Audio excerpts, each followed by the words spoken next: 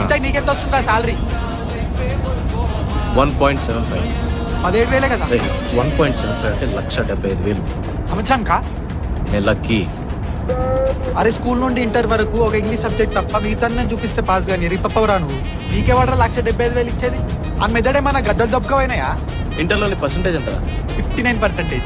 నాది 81. నువ్వు చూపిస్తే నేను పాస్ అయింది. సూపర్ రా. అరే నీకు నాకన్నా ఎట్లా ఎక్కువ వచ్చినా ఈ సమాజం తెలియకపోవచ్చా? కానీ నాకు తెలియదారా చెప్పు. అరే వినయ్, నేను ఎగ్జామ్ హాల్కి ఎట్లా పోతున్నా తెలుసా?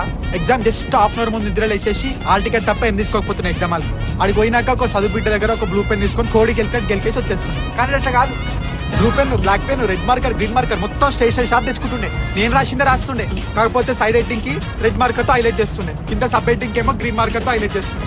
ఇక మార్జిన్స్ ఏమో మొత్తం బ్లాక్ పెన్ తో కొడుతుండే, మళ్ళీ బ్లూ పెన్ తో రాస్తుండే. ఇది కాకుండా ఇస్తుంటే హ్యాండ్ రైటింగ్ ఎందుకో తెలియదు, జబర్దస్త్ ఉంటుండే. ఇవన్నీ యూజ్ చేసేసి పెళ్లి కార్డు ముస్తాబ్ చేసినట్టు చేస్తుండే.